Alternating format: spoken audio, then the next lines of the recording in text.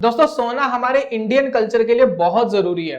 कोई भी शादी बिना गोल्ड के तो होती नहीं, चाहे एक अंगूठी ही सोने की क्यों ना इस्तेमाल की गई हो पूरी शादी में, लेकिन गोल्ड का इस्तेमाल जरूर होता है। अपनी अपनी हैसियत के हिसाब से गोल्ड का इस्तेमाल किया जाता है।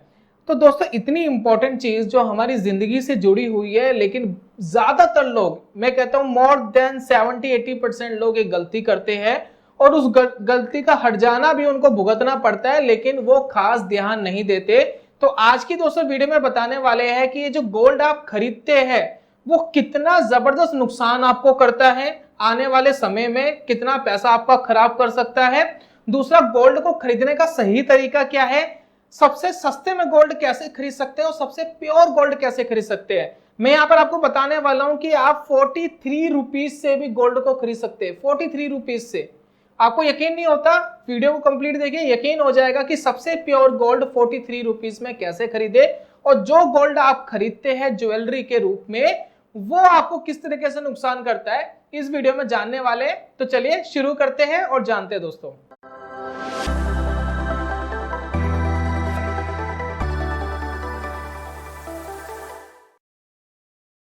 स्वागत है आप सभी का ट्रेनिंग चैनल के यूट्यूब चैनल में। मेरा नाम है अनमोल मित्तल। शुरुआत कर रही है जानने की कि जो गोल्ड आप खरीदते हैं उससे नुकसान क्या होता है, किस तरीके से आपका पैसा खराब हो जाता है। इसके ऊपर थोड़ा सा आप ध्यान देंगे तो आपको समझ में आएगा कि आप कितना पैसा अपना खराब कर रहे हैं।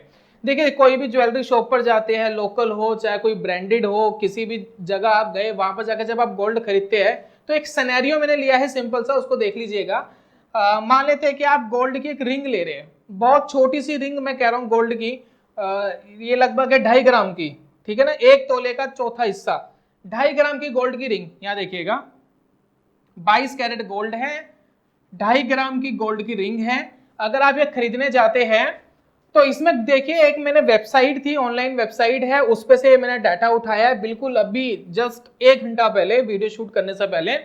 अब यहां पर अगर आप देखेंगे तो जो गोल्ड है, देखिए प्राइस ब्रेकअप मैंने लगाया, जो गोल्ड है उसकी वैल्यू देखिए 11,802 और जो रिंग है, रिंग का टोटल प्राइस देखिएगा, रिंग आपको पड़ रही है 15,000 रुपए की।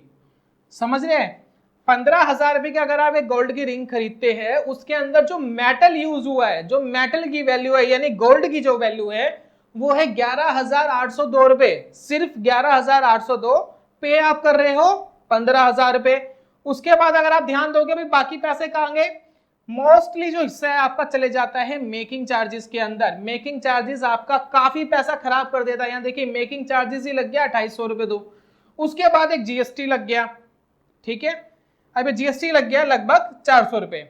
तो कहने का मतलब ये है कि 15,000 रुपए खर्च करके अगर आप कोई गोल्ड की रिंग अगर घर पे लेकर आ गए हैं और आपका कुछ महीनों बाद मन कर रहा है कि मैं इस गोल्ड की रिंग को बेच दूं, तो कुछ महीनों बाद गोल्ड का अगर प्राइस नहीं बढ़ता है, वहीं की वहीं रहता है, तो 11,800 रुपए मिलेंगे, उससे ज्यादा नहीं मिलेंगे, यानी 3,000 रुपए तो आपने इंस्टेंट खराब कर लिए अपने।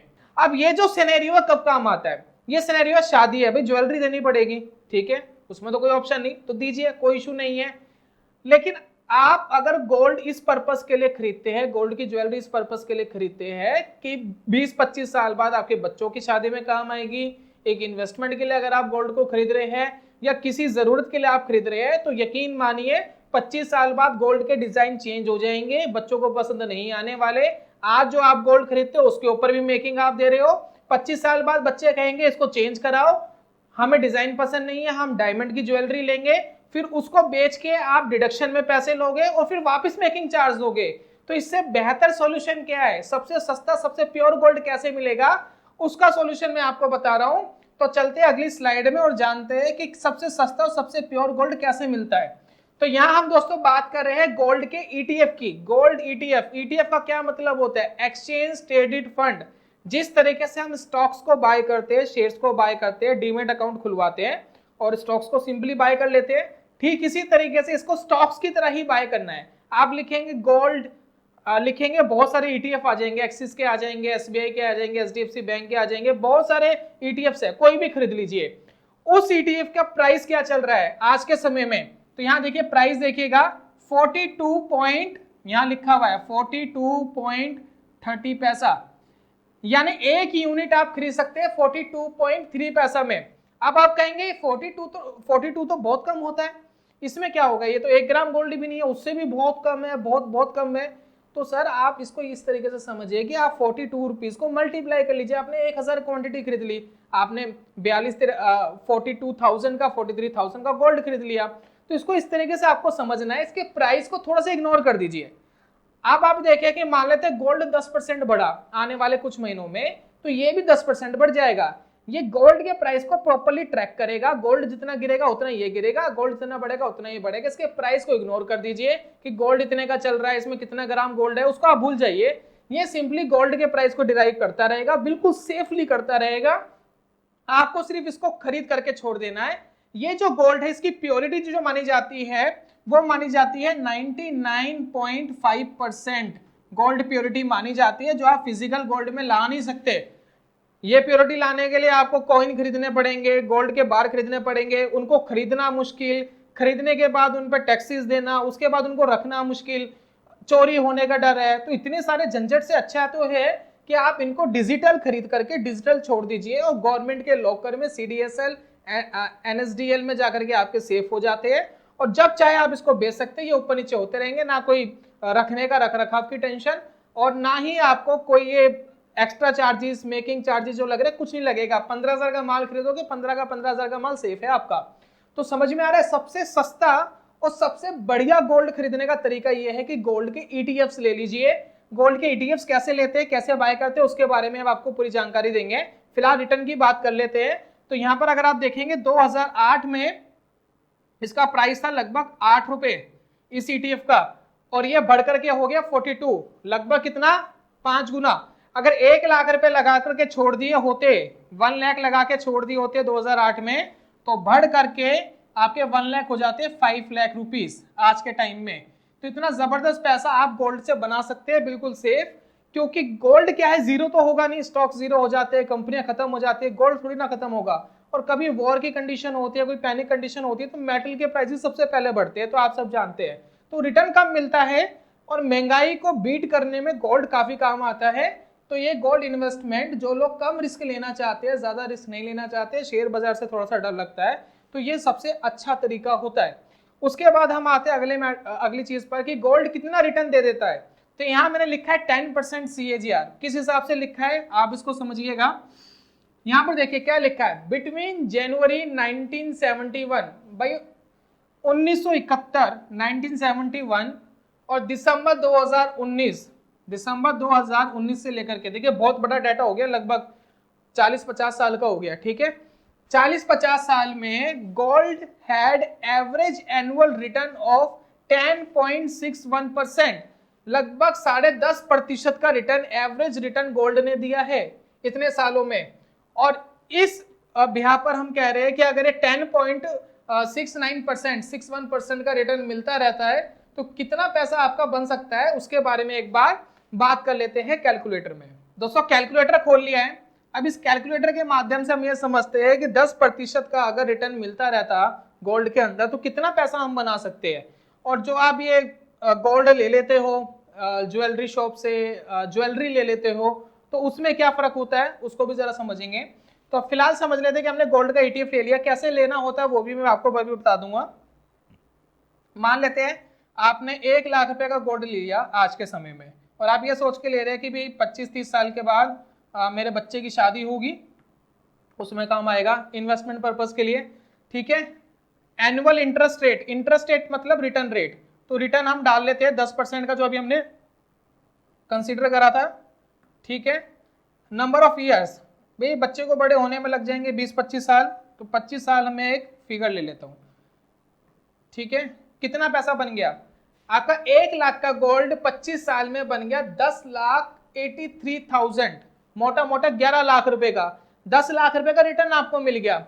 लेकिन यही काम अगर आप ज्वेलरी लेकर करते तो क्या होता, आप इसको समझिएगा। अगर आप ज्वेलरी लेकर ये काम करते, तो जो 1 लाख का आपने गोल्ड लिया वो कायदे से 1 लाख का नहीं आता, वो आता 80-90 हजार का गोल्ड। बात समझ रहे हैं, वो गोल्ड आता 80-90 हजार का, क्योंकि उसमें 10-20% क्या होती, मेकिंग होती। तो पहली बात, आपका 1 लाख रुपए कंसीडर नहीं होगा, आपका पैसा बढ़ेगा किस रफ्तार से, 80% मान लेते हैं 80 हजार रुपए से। क्योंकि हमने ETF तो लिया नहीं, हमने गोल्ड की ज्वेलरी ले ली। तो अब हम यहाँ पर लगा रहे हैं, ध्यान रखिएगा वहां 10,80,000 बने थे, अब यहाँ पर हम मान लेते हैं कि 80,000 रुपए का अपने गोल्ड की वैल्यू कंसीडर होगी। अब 80,000 रुपए का जो गोल्ड है सेम 10% से 25 साल में कितनी वैल्यू बनती है, लगभग 8,65,000 के आसपास। तो पहली बात आपका कितना पैसा कम हो गया, अगर आप ध्यान दे रहे हैं तो 2-2.5 लाख रुपए कम हो गया, 2-2.5 लाख का नुकसान हो गया, क्योंकि यहाँ पर 80,000 ही कंसीडर हो रहा है। अब मान लेते चले 2-2.5 लाख की कोई बात नहीं, ज्वेलरी तो बनी थी ना, ज्वेलरी यूज भी करी, पहनी भी, शादी वगैरह में भी पहनी, वहां यूज हुई। अब 2-2.5 लाख रुपए का आपको स्टेट में नुकसान हुआ। अब ये जो 8.5 लाख रुपए की आपके पास ज्वेलरी बच गई, अब आप चाहते हैं कि इसको आप अपने बच्चे की शादी में यूज करें। अब बच्चा कहता है भाई ये जो पुराना डिजाइन है गोल्ड का ये मुझे नहीं चाहिए, मैं तो नए डिजाइन पसंद करती हूँ जो भी है, कि भाई मुझे तो नया डिजाइन का ज्वेलरी चाहिए। अब आप क्या करोगे, कोई नहीं जी, ये 8.5 लाख का गोल्ड लेकर जाओ ज्वेलरी की शॉप पर, जाकर के बेच दो और बेच करके नई ज्वेलरी खरीद लो।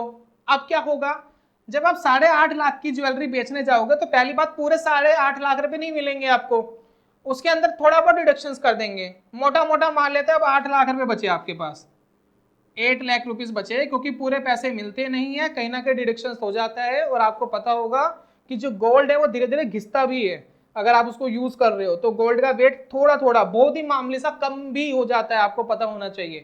तो 8 लाख हम कंसिडर कर लेते हैं।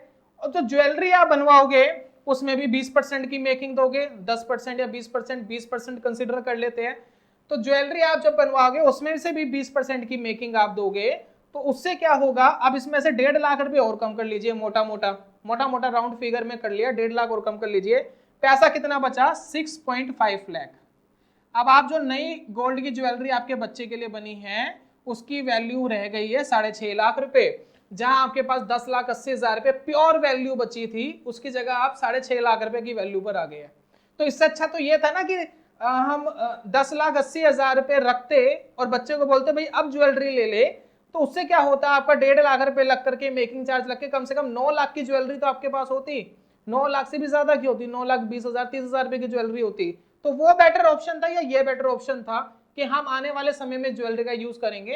तो मुझे उम्मीद है कि यह बात आपको अच्छे से समझ में आ गई है। और इसका देखिए बेनिफिट जो है ना बहुत जबरदस्त है। हमारे इंडियन कल्चर में क्या होता है कि गोल्ड जब हम बनवाते हैं ना तो वो हम उसको फॉरवर्ड करते रहते हैं, भाई मेरा गोल्ड मेरे बच्चे को चले जाएगा, उसके बच्चे को चले जाएगा। हम कोशिश ये करते हैं हम उसको बेचे ना, कोई बुरा समय आ गया तो बात दूसरी बेचना पड़ता है, लेकिन हमारी कोशिश ये रहती है कि उस गोल्ड को ना बेचे। ठीक इसी तरीके से अगर आप ETF के गोल्ड को भी इसी मेंटेलिटी से अगर सोचते हैं तो उसमें क्या हो सकता है, तो मान लेते हैं कि 1 लाख रुपए का गोल्ड लिया था, बहुत ज्यादा वैल्यू नहीं है, देखिए 1 लाख रुपए की वैल्यू होती क्या आज के समय में, कुछ भी नहीं। अब 25 साल में हो गया था 10,80,000 रुपए का, ठीक है। अब मान लेते हैं ये गोल्ड बच्चे ने अपने बच्चे को फॉरवर्ड करना चाहता है, तो 25 साल लगे आपको अपने बच्चे को फॉरवर्ड करने में और उसको अपने बच्चे को फॉरवर्ड करने में मान लो तो फिर 25 साल लगे, यानी टोटल कंपाउंडिंग कितनी होगी, 50 साल की।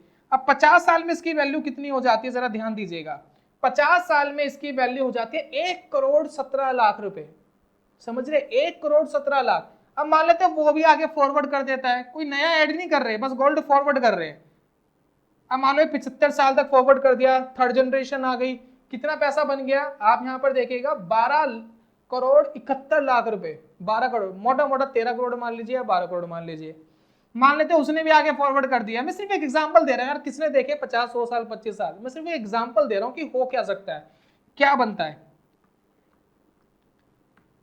ये देखिए कितना 100 साल, भाई 4th जनरेशन आ गई, 4th जनरेशन को फॉरवर्ड हो गया 1 2 3 4 5 6 7 137, लगभग मान लीजिए 140 करोड़ रुपए के आसपास, 140 करोड़ रुपए, 140 CR बन जाता है अगर इस तरीके से आप गोल्ड को फॉरवर्ड करते रहते। और यही आपका होता फिजिकल गोल्ड या ज्वेलरी, उसका हाई प्रोबेबिलिटी क्या रहती कि देखिए भगवान ना करे कि चोरी होने का बड़ा डर है, भाई करोड़ों का सामान आपने घर में रखा हुआ, उसको संभालना मुश्किल, उसकी केयर करना मुश्किल, वो घिस भी रहा है, तो बहुत सारी चीजें हैं, बहुत सारी चीजें इंपैक्ट करती है। लेकिन ये जो ETF खरीदने का जो तरीका है वो बड़ा सेफ है। अब ETF के थ्रू अगर आप गोल्ड खरीद रहे हो तो क्या कर सकते हैं, देखिए डिजिटल गोल्ड भी आप खरीद सकते हैं, बहुत सारे प्लेटफॉर्म है जिसमें डिजिटल गोल्ड खरीदते हैं, लेकिन जो मुझे पसंद है वो है कि डीमेट अकाउंट खुलवाओ, उसके थ्रू ETF के थ्रू खरीदो, बाकी आप कुछ भी करिए, कोई इशू नहीं, डिजिटल गोल्ड खरीदने के बहुत सारे तरीके आपको इंटरनेट पे मिल जाएंगे। मैं क्या करता हूँ, मेरे पास बहुत सारे डीमेट अकाउंट रखे हैं, जैसे कि एक ये डीमेट अकाउंट है। अब मान लो इसी के अंदर मुझे खरीदना है, तो बिल्कुल स्टॉक्स की तरह जैसे आप शेयर खरीदते हैं, बिल्कुल ऐसे ही गोल्ड को आप खरीद सकते हैं। कैसे खरीदेंगे, आपने कोई डीमेट अकाउंट खुलवा लिया, मैं डिस्क्रिप्शन में कुछ डीमेट अकाउंट दे रहा हूँ, वहां पर 100-200 रुपए में, और कुछ डीमेट अकाउंट आप स्टॉक्स वगैरह जो है फायर्स वगैरह वो फ्री में खोल देते हैं। तो आप उनके थ्रू अगर आप अकाउंट खुलवाते हैं, तो अकाउंट खुलवाने के बाद 1-2 दिन में खुल जाता है। उसके बाद देखिए कोई भी जैसे स्टॉक बाय करते हैं, ठीक उसी तरीके से, जैसे कि मैं यहाँ पर लिखता हूँ गोल्ड, मैंने देखिए यहाँ पर लिखा गोल्ड, ठीक है, और मैंने यहाँ पर ETF पे सिलेक्ट कर दिया, मैं किसी स्टॉक्स पे सिलेक्ट नहीं करा, ETF पे सिलेक्ट कर दिया।